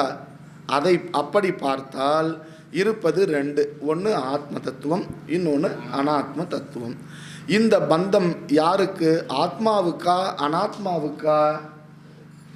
ஆத்மா, அனாத்மா, சூக்ஷ்ம சரீரம், அதாவது மனம். மனதிற்கு பந்தம் என்று சொன்னால், ஏன்னா உடம்பு தனியாக மனசு இல்லாமல் இது கஷ்டமே படாது. ஏன்னா இது வெகுளி, இது ஜடம். இப்போ நீங்களாம் இதை அனுபவிச்சிங்களான்னு தெரியல. பிளேடில் நம்ம தெரியாமல் அறுத்துட்டு இருப்போம், நல்லா ஆழமாகவே போட்டுட்டு இருக்கோம், ரத்தம் வந்து போயினே இருக்கும். நமக்கு மனசுக்கோ நம்முடைய புத்திக்கோ தெரியாத வரைக்கும் அது வலிக்கவே வலிக்காது. பார்த்ததுக்கு அப்புறமா தான் முதல்ல சாதாரணமாக தோணும், ஐயோ இவ்வளோ போட்டுச்சு. அதை பார்த்ததுக்கு அப்புறமா பயக்கம் போட்டு உழுந்து, அதுக்கப்புறம் வலி. அதோட தையல் போடும் போது வலி. ஏன்னா தையல் போடும் போது ஏன் வலிக்குது? நம்ம டாக்டர்களை காமிச்சு நம்ம பார்த்துனே இருக்கோம். அதனால தான் இந்த ஜடப்பொருள் பிறக்கின்ற பொழுது அதற்கு அந்த மனமானது வளராத காரணத்தினால், மனமானது விளங்காத காரணத்தினால் நம்ம பிறந்ததே நமக்கு அந்த வலியே தெரியல. ஆனால் எவ்வளோ உள்ள அந்த இடுக்கத்தில் உங்களை ஒரு கோணி முட்டையில் போட்டு கட்டிட்டா எப்படி இருப்பீங்க? அப்போ அப்படி 10 மாதம் இருந்திருக்கிறோமே, எவ்வளோ வலி இருக்கும். இப்போ இந்த எக்ஸாம்பிள் உங்களுக்கு புரியணும், அதுக்கோசம் சொல்கிறேன். அப்போ இருப்பது 2, அதில் ஒன்று ஆத்மா, இன்னொன்று அனாத்மா. இந்த பந்தம் யாருக்கு? ஆத்மாவுக்கா அனாத்மாவுக்கா? அனாத்மா, சூக்ஷ்ம சரீரம், இந்த மனசிற்கு பந்தம் என்று சொன்னால், இப்போ ஒத்துக்குனீங்களே நீங்களே, மனசு பார்க்கறதுனால தான் இந்த உடம்புல கட் பண்ணதுக்கு அப்புறமா வலியே தெரியுது அப்படின்னு சொல்லிட்டு நீங்களே ஒத்துக்குனீங்க. இருக்கட்டும். மனதிற்கு பந்தம் என்று சொன்னால் அது பொருந்தாது. ஏன்னா மனசு நம்ம என்னன்னு சொன்னால் முதல்ல ஜடம்னு நம்மளால் சொல்லி ஆகிப்போச்சு. ஜடத்திற்கு சம்சாரம் என்ற அனுபவம் இருக்காது. இப்போ இதுக்கு நான் சொன்னல டேபிள், அது போல தான் மனசுக்கு சம்சாரம் இருக்காது. இதை ஒத்துக்கவே முடியாது. ஜடத்திற்கு சம்சாரம் என்ற அனுபவம் இருக்காது, அது ஜடத்வாத். மனதில் உள்ள சிதாபாசனுக்கு பந்தம் இருக்குமா அப்படின்னா, சிதாபாசனால் தான் இந்த மனசு பிரதிபிம்பிக்குது. அதனால் இந்த சிதாபாசனுக்கு பந்தமா, அவர் கூட சொன்னார் சிதாபாசனுக்கு பந்தமாக இருக்கும்ன்ட்டு. இந்த பந்தம் சிதாபாசனுக்கு என்று கூற முடியாது. ஏன்? சிதாபாசன் அவஸ்து, வஸ்து இல்லையே, அது அவஸ்துன்னு நம்ம தள்ளியாச்சு. இப்போ கையில் வலிச்சுது இல்லை, கட் பண்ணவொடனே நம்ம பார்த்தோம், கையில் வலிச்சுது. நம்ம இருட்டில் போகிறோம் டாக்டர் வீட்டுக்கு, பின் மேலே லைட்லாம் போட்டிருக்கு. நம்ம நடக்கும் பொழுது அந்த வெளிச்சம் பட்டு நம்மளுடைய உடம்பினுடைய நிழலானது கீழே விழுகிறது. அப்போ அந்த நிழலுக்கு வலிக்குமா? அது போல தானே சிதாபாசன். அப்போ அதுக்கு வலிக்குமா? அதுக்கும் வலிக்காது. ஏன்னா அது ஜட பொருள். ஸோ இந்த நம்முடைய நிழல், நான் ரொம்ப சந்தோஷமாக இருக்கேன் அப்படின்னா நிழல் சந்தோஷமாக இருக்குமா? இருக்கும். நான் ரொம்ப கஷ்டமாக இருக்கேன் இருக்காது. நான் ரொம்ப டென்ஷனாக இருக்கேன் இருக்கவே இருக்காது. ஆனால் எப்பயுமே உங்கள் கூடவே இருந்துன்னு இருக்காது. தேர்ஃபோர் சிதாபாசத்திற்கு பந்தம் என்று உண்டு என்று சொல்ல முடியாது. காரணம் சிதாபாசகத்வாத். பந்தம் ஒரு இடத்தில் உள்ளது என்று நிலைநாட்ட விரும்புபவர் இருக்காங்க ஒரு பேர், கொஞ்சம் பேர். மனமும் சிதாபாசமும் சேர்ந்த தத்துவத்திற்கு பந்தம் இருக்கட்டுமே அப்படின்னு இப்போ பூர்வபக்ஷி உள்ளே வரார். ஏன்பா நீ இது மாதிரி மாற்றி மாற்றி கேள்வி கேட்குற. பூர்வபக்ஷி என்ன சொல்கிறார், ஏதோ ஒன்று இருந்துட்டுமே, மனசுக்கு தான் பந்தம் இருக்குது, இல்லை சிதாபாசனுக்கு தான் இருக்குது, விட்டுட்டு போயேன், சீக்கிரம் கிளாஸை முடிச்சுட்டு போயேன்ப்பா, ஏன்பா இதை இழுத்துன்னு இருக்க அப்படின்னு சொல்லிட்டு சொல்கிறார். அதுக்கு பந்தம் ஒரு இடத்தில் உள்ளது என்று நிலைநாட்ட விரும்புகிறார். நீ அதுக்கு ஒரு பெருசாக ஒரு ஸ்டேட்டு கொடுக்க தேவையில்ல, அது இந்த இடத்துல தான் இருக்குதுன்னு ஒத்துன்னு போயேன். இப்போ அடுத்த ஸ்டெப் ஏறி வந்துட்டார், பந்தம் எந்த இடத்துல இருக்கு. மனமும் சிதாபாசமும் சேர்ந்த தத்துவத்திற்கு பந்தம் இருக்கட்டுமே. மனம் ஜடம் என்று சொல்லுகிறீர்கள், சிதாபாசன் பிரதிபிம்பம் என்று சொல்லுகிறீர்கள். மனமும் சிதாபாசனும் சேர்ந்து இருப்பவன் யார்? இப்போ புதுசு பேர் சொன்னாரு, அந்த ஜீவன். அவனுக்கு பந்தம் என்று சொல்லிட்டு போயேன், அவனுக்கு தானே சொல்லலாமே. அப்படின்னா அவன் இறந்த பிறகு யார் மற்றொரு ஸ்தூல சரீரத்தில் செல்லுகிறான். சூக்ஷ்ம சரீரத்தினுடன் கூடிய சிதாபாசன் யாரு? சூக்ஷ்ம சரீரத்தினுடைய கூடவே இருக்கிற சிதாபாசன் யாரு? அவன் ஜீவன். அந்த ஜீவன் எப்பேற்பட்டவன்? ஹி இஸ் எ டிராவலர் ஜீவா. இந்த உடம்புலிருந்து இன்னொரு உடம்புக்கு போறவன். சரி, அதுவாகவே ஜீவனுக்கு பந்தம் என்று அபிப்பிராயம் வந்தால், இப்போ ஜீவனுக்கு தான் பந்தம் அப்படின்னு அபிப்பிராயம் வந்தால் ஜீவனுக்கு பந்தம் என்று கூற முடியாது. அது எப்படி? மோட்சத்தை பற்றி வேதம் சொல்லும் பொழுது விவேக முக்தி காலத்தில் ததா கலா பஞ்சதச பிரதிஷ்டா என்று சூக்ஷ்ம சரீரத்தின் நாசத்தை பற்றி பேசுகிறது. பஞ்சதச பிரதிஷ்டா. உங்களுடைய இந்த மொத்த தத்துவங்களும், அதாவது சூக்ஷ்ம சரீரத்தினுடைய தத்துவங்கள் மொத்தமும் என்ன ஆகிடுறது? அது டிராவலில் போயிடுறது. ஒருவனின் விவேக முக்தி காலத்தில் இந்த மனம் டிராவலர் ஜீவா அழிந்து விடுகிறது. ரெண்டு முக்தி, ஒன்று ஜீவன் முக்தி, இன்னொன்று விதேக முக்தி. விதேக முக்தினா என்ன? உடம்பு அழிஞ்சு போய் செத்து இதுவாகி போகிறது. ஜீவன் முக்தினா உடம்பு இருக்கும் போதே உடம்பு இல்லைன்னு நினச்சிக்கிறது. இதுதான் ரெண்டு விஷயம். எப்படி பஞ்சபூதங்களில் சேர்ந்த ஸ்தூல சரீரம் அழிகிறதோ, ஐக்கியமாகி விடுகிறதோ, அப்படி மனதும் மனதினுடைய சக்திகளான தேவதைகளும். மனசோட தேவதை எது?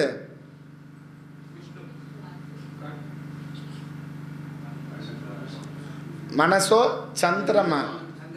ஆனால் மனமாகிய விஷ்ணுன்னு சொல்லுவாங்க சில இடத்துல, சந்திரன். அப்படி இந்த தேவதைகள் இது எல்லாம் என்ன ஆகுது? அதோட இடத்துல போய் செட் ஆகிடுறது. அப்போ ஐக்கியம் ஆகி விடுகிறது. தேர்ஃபோர் இதற்கு சித்தாந்தி இவ்வளோ நேரம் நீ சொன்னதுக்கெல்லாம் கேட்டு அது எந்த இடத்துல இருக்குன்றது அவர் பாட்டுன்னு ஒரு இஷ்டத்துக்கு பேச விட்டுட்டு அதுக்கப்புறம் சித்தாந்தி பதில் சொல்கிறார். பந்தத்தை யாருடனும் சொல்ல முடியாது, இது யாருக்கு இருக்குன்னே சொல்ல முடியாது அப்படின்னு சொல்கிறார். மனம் சிதாபாசன் இரண்டனுடைய சேர்க்கையால் பந்தம் இருக்கிறது என்றால் மோட்சம் என்பது என்ன? புரியுதா? மனம் சிதாபாசம் இவற்றின் நாசம் விதேக முக்தியில் மனமும் ஸ்தூல சரீரமும் நாசமடைகிறது. முக்தி என்றால் என்ன? ஸோ ஸ்வமுக்திஹி மோக்ஷா, தன்னாசமே மோக்ஷம். அப்படின்னா பந்தம் வேணும்னா அவனுக்கு பந்தம் போகணும் அப்படின்னு சொன்னால் அவன் என்ன பண்ணணும்? செத்தாதான் அவனுக்கு பந்தம் போகும்னா உடனே என்ன பண்ணணும்? செத்து தான் போகணும். சுவநாசக ந மோக்ஷா, தன்னை வந்து நாசம் பண்ணிக்கிறதுனால மோட்சம் கண்டிப்பாக கிடையவே கிடையாது. ஸோ தன் நாசத்தை மோட்சம் என்று சொல்ல முடியாது. அப்போ எல்லாருமே செத்து போயிட்டாங்க. செத்து போனால் பந்தமே இல்லாமல் போயிடும். அப்புறம் எங்கே திருப்பி அவன் பிறக்க போகிறான்? அப்போ அது மோட்சமே இல்லை. மனம் அதில் உள்ள சிதாபாசத்தை சாஸ்திரம் பேசுவதால் மனசுக்கு பந்தம் இல்லை என அது காரணம் ஜடம். சிதாபாசனுக்கும் பந்தம் இல்லை, காரணம் அது அவஸ்து. மனம் ப்ளஸ் சிதாபாசன், இதுக்கும் பந்தம் கிடையாது. இதனால் ஆத்மாவிடம் நாம் பந்தத்தை அனாத்மாவிடம் பந்தத்தை சொல்லவே முடியாது. பந்தத்திற்கு ஆசிரியமாக இருப்பது அனாத்மா அல்ல. இப்போ அடுத்தது நெக்ஸ்ட். ஆத்மாவுக்கு பந்தம் என்ற கருத்தை எடுத்துக்கொண்டால் பந்தத்தை கூற முடியாது. காரணம், ஆத்மா எப்பேற்பட்டது? அசங்கஹா ஆத்மா என்று சுருதி கூறுகிறது. அசங்கஹா என்றால் எதனுடனும் சேருவது கிடையாது. ஆத்மா எதனுடனும் கலப்பது கிடையாது. ஆத்மாவுக்கு பந்தம் ஏற்பட வேண்டும் என்றால் அது எதனோடும் சம்பந்தப்பட வேண்டும். எதோட கூடனாச்சும் அது சம்பந்தப்பட்டு இருக்கணும்.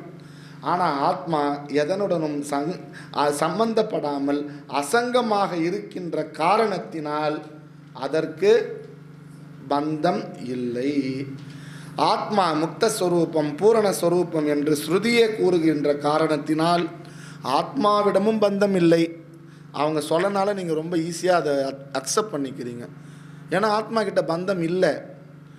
மீண்டும் பூர்வபக்ஷி கேட்குறான், ஆத்மா ஒரு காலத்தில் பந்தப்பட்டு இருந்து அது கர்மம் மற்றும் ஞானத்தினாலேயோ அது பந்தத்தை நீக்கி கொண்டது என்று வைத்து கொள்ள. ஏதோ ஒரு டைமில் ஆத்மா பந்தப்பட்டிருந்து அனாத்மாவை நம்ம ஒத்துக்கவே முடியாது, அதுக்கு பந்தம் இல்லைன்னு. அதனால் ஆத்மா ஏதோ ஒரு காலத்தில் பந்தப்பட்டுச்சு.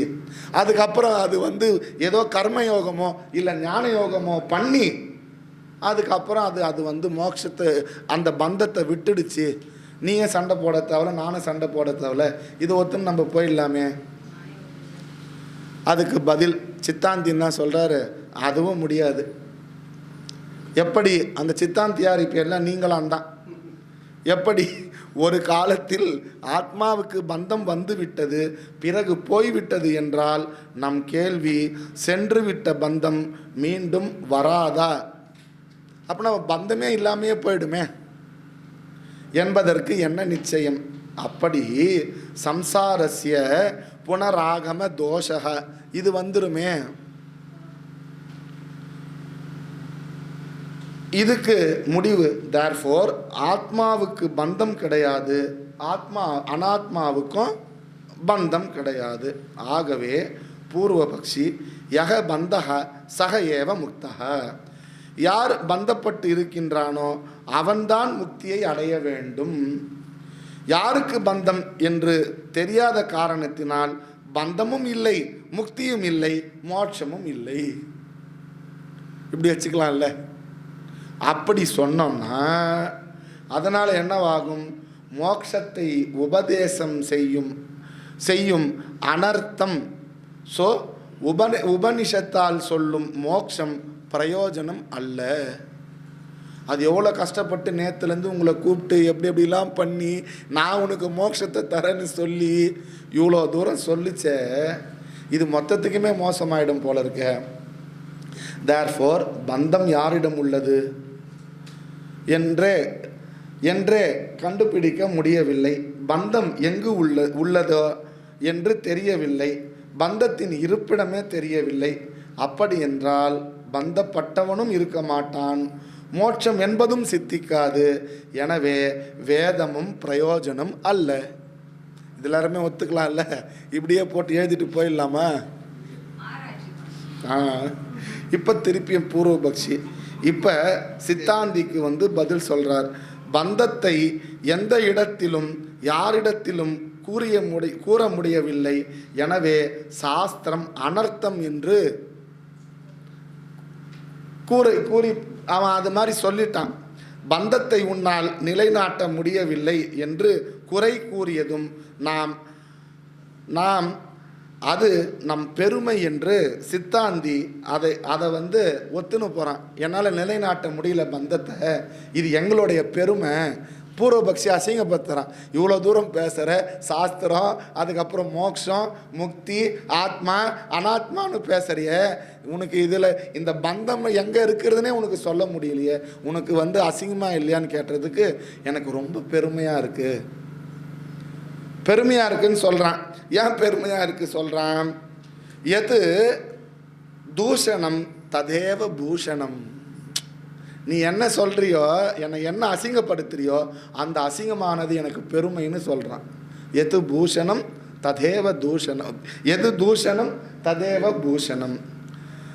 பந்தம் இந்த இடத்தில் இருந்தது என்று நிரூபிக்க முடியவில்லை.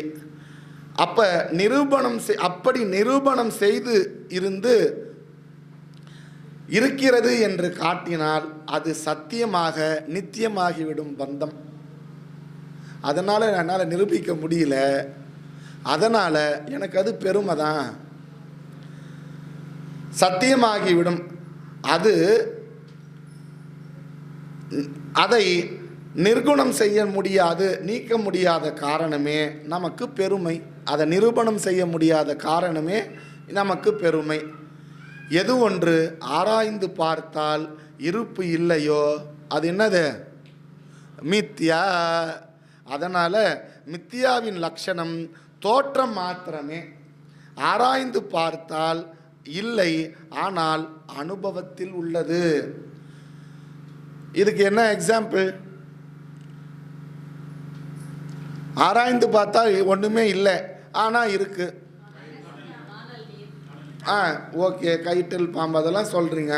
நீங்கள் இப்போ கஷ்டமாக இருக்கிறீங்களா, சந்தோஷமாக இருக்கீங்களா? எனக்கு அது காமிங்களா பார்க்கலாம். துக்கமாக இருக்கீங்களா, சந்தோஷமாக இருக்கு? நான் துக்கமாக இருக்கேன். ஆராய்ந்து பார்த்தால் துக்கம் என்பது ஒன்று இல்லவே இல்லை. நான் ரொம்ப ஆசையாக இருக்கேன். எதை நீ ஆசைப்பட்டு கையில் வச்சுன்னு இருக்கிறியோ அது இல்லாமல் போனால் கொஞ்ச நேரம் கஷ்டப்படுவேன், அப்புறம் என்ன பண்ணுவேன்? நார்மல் இதுவுக்கு வந்துடுவேன். அதனால் பந்தம் அப்படின்ற ஒன்று மித்யா. மித்யாவின் லட்சணத்தை பந்தத்திற்கு பொருத்துகின்றது. எப்படி யாரிடத்திலும் பந்தத்தை கூற முடியாதோ அப்படி இருக்கையில் பந்தம் அனுபவிக்கப்படுகிறது. எனவே அனுபவம் எதுவோ அது மித்யா. இப்போ இதுக்கு எக்ஸாம்பிளாக நம்ம இன்னொன்று எடுத்துக்கலாம். சூரியன் உதயம், சூரியன் அஸ்தமனம். இப்போ என்ன பண்ணின்னு இருக்கு? சூரியன் எங்கே இருக்க? உதயமாயிருக்கா? இப்போ உச்சிக்கு வந்துடுச்சு சூரியன் உச்சிக்கு வந்துடுச்சு.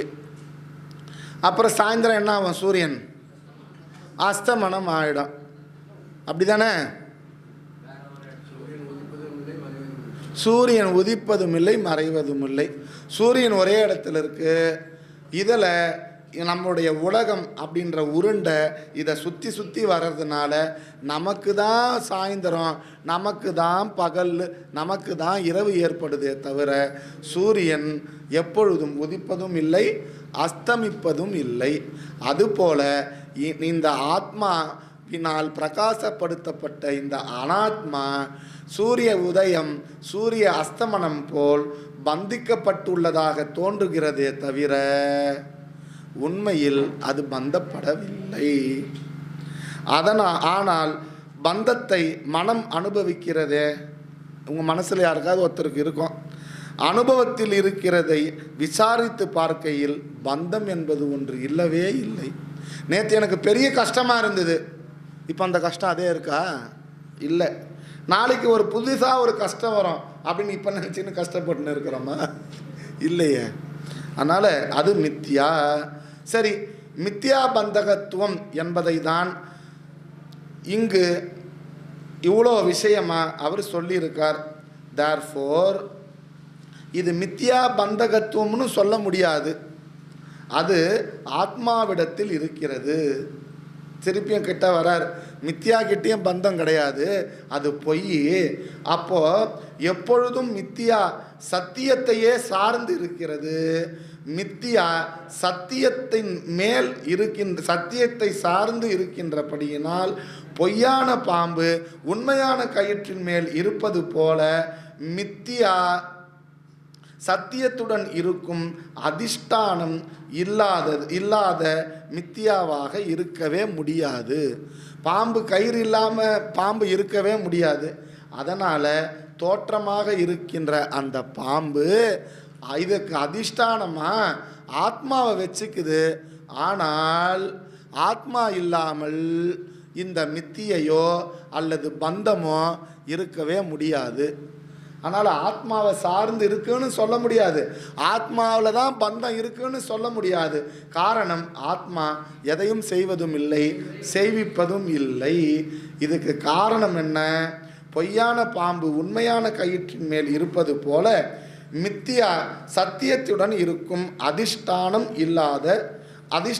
இல்லாத மித்தியா இருக்கவே இருக்காது. நிரதிஷ்டானோர் பரமஹ ந வித்யதே. அதிஷ்டானம் இல்லாமல் பொய் இருக்கவே இருக்காது. தேர்ஃபோர் ஒரு போலி இருக்குது அப்படின்னா அதுக்கு அசல்னு ஒன்று இருக்கும். எந்த ஒன்றுத்தையுமே அசலை வச்சு தான் நம்ம என்னன்னு சொல்லுவோம்? டூப்ளிகேட்டுன்னு சொல்லுவோம். வெறும்னே சார் இது டூப்ளிகேட் சார் அப்படின்னா அது மாதிரி இருக்கவே முடியாது. ஒன்றா இருந்தால் அது எப்பயுமே அசல் தான். அதுபோல் இந்த ஆத்மாவிடத்தின் பொய்யான பந்தம் இருக்கிறது. பந்தத்திற்கு அதிஷ்டானம் ஆத்மா. எனவே ஆத்மாவை அறிந்து கொண்டால் என்ன ஆகும்? பந்தமே இல்லைன்னு தெரிஞ்சிடும். எனவே சாஸ்திரம் அனாத்மா அல்ல, சாஸ்திரம் அர்த்தவத்து, அதாவது பிரயோஜனத்தை உடையது. சாஸ்திரம் என்ன பண்ணுறது? உனக்கு உண்மையாகவே பந்தம் என்பது இல்லை அப்படின்னு சொல்லி உனக்கு நிறைவை தருகிறது. உலகமும் பந்தத்திற்கு காரணம் அல்ல. எனவே யாரையும் உங்களுக்கு சம்சாரமாகிய கஷ்டத்திற்கோ துக்கத்திற்கோ காரணம் என்று சொல்லக்கூடாது. ஏன்? பந்தமே ஒன்று இல்லை, அது உன்னால் வரதே கிடையாது. உன்னுடைய இந்த சம்சாரத்தினால் நீங்கள் இருப்பவர் அல்ல. உங்களுக்கு சம்சாரமே பாதிக்கிறது இல்லை. இந்த பந்தம் வெறும் மித்தியா, அது வெறும் தோற்றம். அந்த தோற்றம் நீக்க ஞானம் தேவை. அந்த ஞானம் சாஸ்திரம் தருகிறது. இப்போ 3வது வரி, ததா பத்தவத் பாதி. பத்தவத்னா பந்தத்தை உடையவன் போல, வத் இவ பாதி யார் தோன்றி கொண்டு இருக்கின்றானோ எவன். எனவே ஆத்மா பந்தப்படுத்தப்பட்ட ஆத்மாதான் முக்தியை அடைகின்றது. எப்படி? பந்தப்படுத்தப்பட்டது போல இவன்னு ஒரு வார்த்தையை வச்சிருக்கார். இவ தெரிகிறது. யார் ஒருவன் பந்தவத் பாதி பந்தத்தை உடையவன் போல் தெரிவதாக இருக்கின்றானோ. யாருக்கு? மூட திருஷ்டேகே. இப்போ முதல் எக்ஸாம்பிள் எடுத்து இப்போ திருப்பியும் சேர்க்கிறார். எப்படி மேகத்தை அந்த சூரியன் மறைக்குது அப்படின்னு அவனுக்கு தெரிஞ்சுதோ? எப்படி தெரிஞ்சுது? அவனுடைய திருஷ்டி கண்ணை மறைச்சது போல ஆத்மாவுக்கு பந்தம் இருக்குது அப்படின்னு சொல்லிட்டு அவனுடைய அறியாமை அதை மறைச்சிருக்கு. மூட திருஷ்டேகே. மோகத்துக்கு உட்பட்டு உடையவனுடைய பார்வையில் யார் பந்தப்பட்டவராக தெரிந்தாரோ அவர் நானாக இருக்கின்றேன். தேர்ஃபோர் நான் ஆத்மா. மூடர்களுக்கு நான் பந்தப்பட்டவனாக தெரிந்து கொண்டு இருக்கின்றேன். அப்படிப்பட்டவனாக நான் உண்மையில் பந்தப்படாதவன். மூட திருஷ்டியில் பந்தப்பட்டது போல் அந்த ஆத்மா தெரிகிறது, தவிர அந்த ஆத்மாவே நான். தேர்ஃபோர் சோகத்திற்கு காரணமே இருப்பே இல்லை. சோகத்துக்கு ஏதாவது காரணம் இருக்கான்னு? எந்த காரணம் இல்லை. ஏன்னா அதுக்கு சொந்த இருப்பே கிடையாது. இதை தான் கீதையில் கிருஷ்ணர் சொல்கிறார். துக்கமே அப்படின்னா என்ன அப்படின்னு சொன்னால், யார் துக்கப்படுவார்கள், யாருக்கு துக்கம் அப்படின்னு சொன்னால், அசோச்சியா அனன்வ சோஷத்வம் பிரஞ்ஞாவாதாம்ச பாசசே கதாசும் ந அகதாசும் ச ந அனுசோச்சந்தி பண்டிதாக. யார் துக்கப்படுறது இல்லையா? ஞானிகள் இறந்தவர்களை பற்றியும் இனி இறக்கப் போபவர்களை பற்றியும் துக்கப்படுவது இல்லை. கதாசும் ச ந அகதாசும் ச. ஞானிகள் துக்கப்படுவது இல்லை. ஏன்னா அவங்களுக்கு தெரியும் பந்தம் என்பது பொய். அவர் மூடாகா இல்லை, மேகம் மறைச்சி இல்லை, அவருக்கு விளக்கப்பட்டு இருக்கின்ற காரணத்தினால் நீ சோகத்திற்கு காரணமே இல்லாததை குறித்து நீ சோகப்படுகிறாய். நீ எது எதுக்கெல்லாம் கஷ்டப்படணுமோ அர்ஜுனா, நீ அதுக்கோசம் நீ கஷ்டப்படலை. எது எதுக்கெல்லாம் கஷ்டப்படக்கூடாதோ, கஷ்டப்படக்கூடாததுக்கெல்லாம் நீ கஷ்டப்படுற. ஸோ பந்தத்திற்கு காரணமே இல்லை. காரணமே இல்லாத பந்தம் மித்தியா. இப்போ இன்னொரு விஷயம், இப்போ அந்த கயிறில் இருக்க பாம்பு இருக்குல்ல, அந்த கயிறில் இருக்கிற பாம்பை, அந்த பாம்பு சின்னதாக இருக்கும்போது அது பிறக்கிறதுக்கு முன்னாடி அது முட்டையாக தானே இருந்திருக்கணும், கயிறில் இருக்கிற பாம்பு. அப்போ அந்த முட்டைக்கு அம்மா யாரு?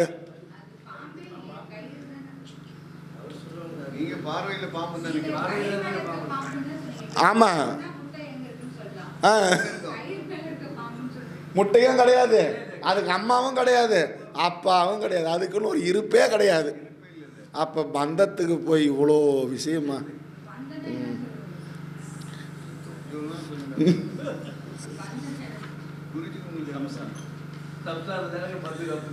எது ஒன்றின் உண்மையான உபாதான காரணமாக இல்லாமல் எது உள்ளதோ, பிறகு அது விளங்குகின்றதோ, எது சொன்னால் அது வேறு ஒன்றின் விவர்த்த உபாதான காரணம். கயிறின் விவர்த்தம் காரணம், பாம்பு என்னது காரியம் மித்தியா அப்படின்னு சொல்லிட்டு இதில் முடிக்கிறார். அதனால் இந்த பந்தத்திற்கு ஒரு காரணமே கிடையாது. ஏன்னா அந்த பாம்புக்கு அம்மா அப்பா ஏதாவது இருந்தால் அதுக்கு காரணத்தை சொல்லலாம். பொய்யான கயிறு மேலே இருக்கிற பொய்யான பாம்புக்கு எப்படி பொய்யான அப்பா, பொய்யான முட்டை, பொய்யான அம்மாவை எடுத்துகிட்டு வந்து தர முடியும்? தர முடியாது. அதனால் நீ சோகப்படுற விஷயத்திற்குன்னு ஒரு எக்ஸிஸ்டன்ஸ், ஒரு இருப்பே இல்லை அப்படின்னு சொல்லிட்டு முடிக்கிறார். இப்போது இந்த அளவிலேயே இந்த வகுப்பை நிறைவு செய்து அமைவோம். ஓம் பூர்ணமத பூர்ணமிதம் பூர்ணாத் பூர்ணமுதச்யதே பூர்ணஸ்ய பூர்ணமாதாய பூர்ணமேவாவசிஷ்யதே. ஓம் சாந்தி சாந்தி சாந்தி. ஹரி ஓம்.